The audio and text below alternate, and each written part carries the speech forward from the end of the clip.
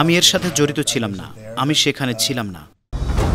মহা কেলেঙ্কারি। ইয়েমেনে হামলা চালাচ্ছে মার্কিন যুক্তরাষ্ট্র। কিভাবে, কখন ও কোথায় হামলা চালাবে সেই পরিকল্পনায় গ্রুপ আলোচনার সব ফাঁস।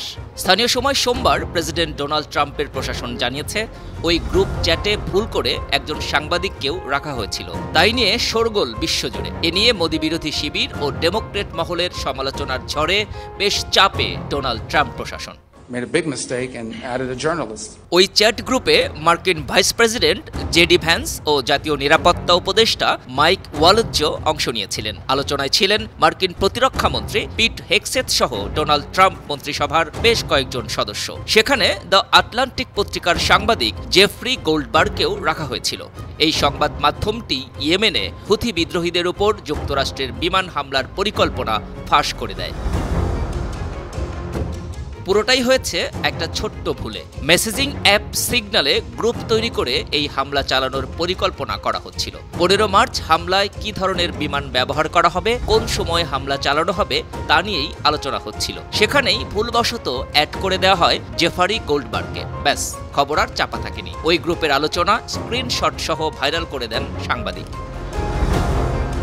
জাতীয় নিরাপত্তা উপদেষ্টা মাইক ওয়ালজ ইতিমধ্যেই স্বীকার করেছেন যে তিনি ভুলবশত গোল্ডম্যানকে গ্রুপে অ্যাড করেছিলেন। মার্কিন পররাষ্ট্রমন্ত্রী মার্ক রুবিও ভুল স্বীকার করেছেন। এ ধরনের ঘটনা যাতে ফের না ঘটে সেই ব্যবস্থা করা হবে বলে জানিয়েছেন। অবশ্যই কেউ ভুল করেছে, কেউ বড় ভুল করেছে এবং একজন সাংবাদিককে যুক্ত করেছে।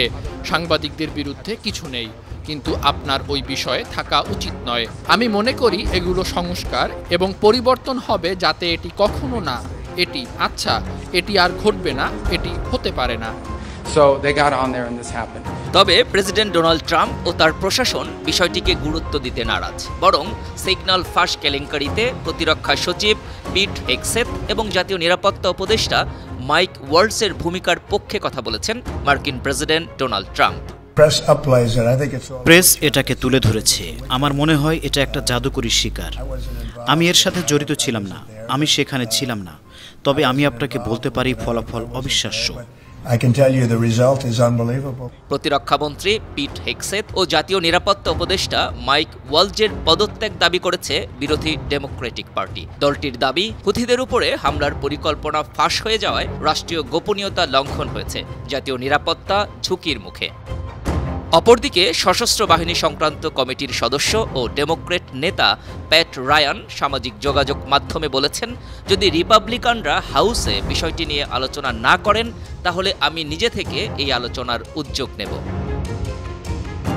অন্যদিকে সিনেটর এলিজাবেথ ওয়ারেন বলেছেন, এটা চরম বেআইনি ও ভয়ঙ্কর ঘটনা, এটা বিশ্বাস করা যায় না। যে কোনো মানুষকে গ্রুপে ঢোকানো হয়েছে, সেই গ্রুপে জাতীয় সুরক্ষার বিষয়টি নিয়ে আলোচনা হচ্ছে, এটা ভাবা যায় না। আন্তর্জাতিক ডেস্ক, 52 টিভি।